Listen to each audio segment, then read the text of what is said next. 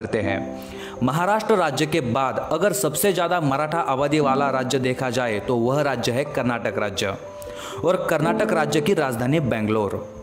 बेंगलोर शहर दक्षिण भारत का सबसे आधुनिक शहर और पूरे भारत देश की संगणक क्षेत्र की राजधानी है, जिसकी वजह से इस शहर को भारत की सिलिकॉन वैली भी कहा जाता है। लेकिन बहुत से लोगों को यह बात पता ही नहीं कि इस शहर को सबसे पहले अपनी अलग पहचान प्राप्त करके देने वाले यदि कोई है तो वह है छत्रपति शहाजीराजे भोसले। जी हाँ दोस्तों, जो छत्रपति शिवाजी महाराज के पिताश्री थे। 17वीं शताब्दी में बेंगलोर एक छोटा सा गांव था जिस पर कप्पेगौंडा तृतीय नामक एक सरदार का शासन चल रहा था। जब शहाजी राजे दक्षिण भारत के अभियान पर गए थे तब उन्होंने 1638 में कप्पेगौंडा तृतीय को युद्ध में हरा दिया और उससे कर्नाटक राज्य का बहुत बड़ा हिस्सा जीत लिया। और इसी पराक्रम के ऊपर खुश होकर आदिल शाह ने शहाजी राजे को बेंगलोर, कोलार, होस्कट, दोडाबट्टापुरा और सिरा जैसे गांव इनाम के तौर पर भेंट दिए, जिसके बाद शहाजी राजे ने बेंगलोर और उसके आसपास के क्षेत्र पर अपना स्वतंत्र राज्य करना शुरू कर दिया। बेंगलोर को अपनी राजधानी बनाई, लेकिन बेंगलोर को अपनी राजधानी घोषित कर शहाजी राजे उतने पर ही रुके नहीं। उन्होंने बेंगलोर का बहुत सारा विकास किया, जैसे कि शहाजी राजा ने बेंगलोर में कई सारे बगीचों का निर्माण करवाया, जल व्यवस्था के लिए हर जगह पर कुओं का निर्माण करवाया, व्यापार पेटों को सुसज्ज बनाया, बाहरी राज्यों के व्यापारियों को यहाँ पर स्थलांतरित किया, महाराष्ट्र से कई सारे ब्राह्मण बुलवाकर पुराने मंदिरों का जीर्णोद्धार करवाया, राज्यों के सीमा को मजबूत कर उसका संरक्षण किया। और बहुत सारे संघर्ष एवं प्रयासों के बाद बेंगलोर जैसा छोटा सा गांव छत्रपति शहाजीराजे भोसले ने राजधानी के शहर में परावर्तित कर दिया। बेंगलोर को छत्रपति शाहजी महाराज की राजधानी के तौर पर दिल्ली तक के लोग जानने लगे थे। इसके बाद कई सारे मराठा परिवार बेंगलोर में स्थलांतरित हुए। इतना ही नहीं, छत्रपति शहाजीराजे भोसले ने राजमाता जिजाऊ के समक्ष छत्रपति शिवाजी महाराज का विवाह सोयराबाई के साथ बेंगलोर में ही करवाया था।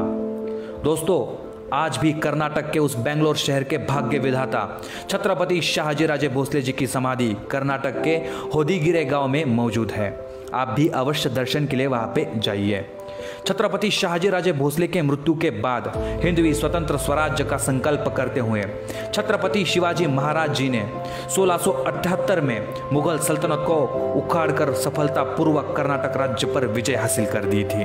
छत्रपति शिवाजी महाराज के मृत्यु के बाद धर्मवीर छत्रपति संभाजी महाराज ने मैसूर के राजा चिक्कादेव राय के साथ सुलह करने का प्रयास किया था, परंतु मैसूर का राजा चिक्कादेव राय औरंगजेब का मित्र था और इसी वजह से उसने छत्रपति संभाजी महाराज द्वारा भेजा गया सुलह का प्रस्ताव ठुकरा दिया। और इतने पर ही वह रुका नहीं, उसने 3 मराठा सरदारों के सर काटकर श्रीरंगपट्टनम के द्वार पर लटका दिए। छत्रपति संभाजी महाराज को यह बात जब पता चली तब प्रतिशोध लेने के लिए छत्रपति संभाजी महाराज ने त्रिचिनाचली पर घेराबंदी कर दी, जो कि एक बहुत ही बड़ा युद्ध मैदान था। इसी ही युद्ध के मैदान में मराठा सैनिक एवं मैसूर के सेना में बहुत बड़ी जंग छिड़ गई। मराठा सैनिकों ने मैसूर के सेना पर अग्निबाण से प्रहार किया और इसी वजह से चिक्कादेव राय की युद्ध सामग्री जलकर खाक हो गई। कई सारे सैनिक आग में जलकर मर गए।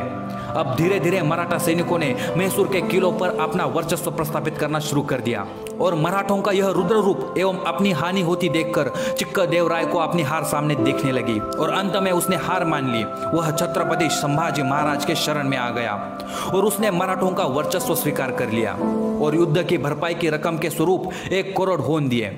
चिक्कादेव राय शंभू राजा से इतना डरा हुआ था कि बाद में युद्ध भरपाई की रकम देने के लिए वह खुद सामने नहीं आया, बल्कि अपने छोटे भाई को वह रकम देकर भेजा था।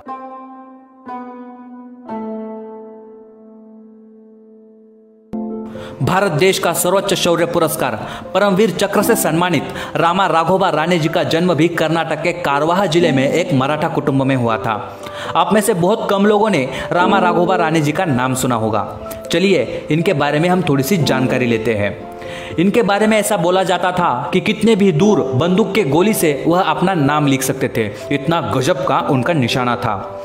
1947 में भारत पाकिस्तान युद्ध के दरमियान पाकिस्तानी सेना ने कश्मीर के राजौर क्षेत्र में लैंडमाइंस बिछाए हुए थे। इसी वजह से भारतीय सेना का आगे बढ़ना नामुमकिन था।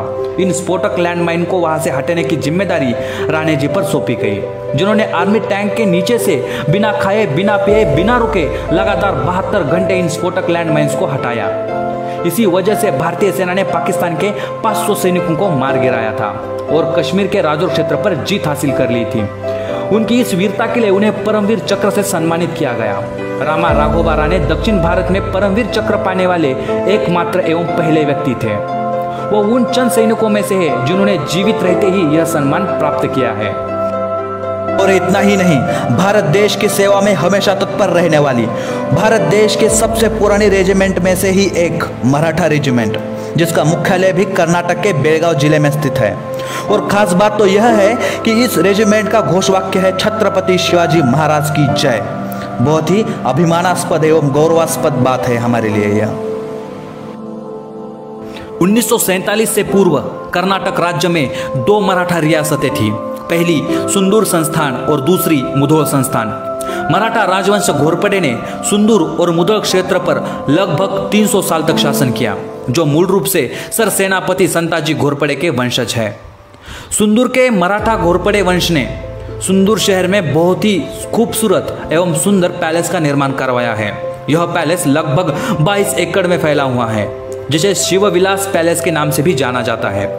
और आज भी कर्नाटक राज्य में लगभग 40 से 45 लाख मराठे हैं, जो बेलगांव, बेंगलोर, बालकोट, बिदर, धारवाड़, मैसूर ऐसे विविध क्षेत्र में आपको मिलेंगे। अगर वीडियो अच्छी लगी तो हमें अवश्य बताइए। दोस्तों, ज़्यादा से ज़्यादा मराठा भाइयों तक यह शेयर कीजिए, क्योंकि मराठों का पराक्रम हम सभी को पता होना बहुत ही आवश्यक है। दोस्तों, यदि आपको लगता है कि कर्नाटक के मराठा रियासत के बारे में हम और भी एक वीडियो बनाएं तो हमें कमेंट बॉक्स में आप अवश्य बताइए। जय शिवराय, जय शंभूराजे।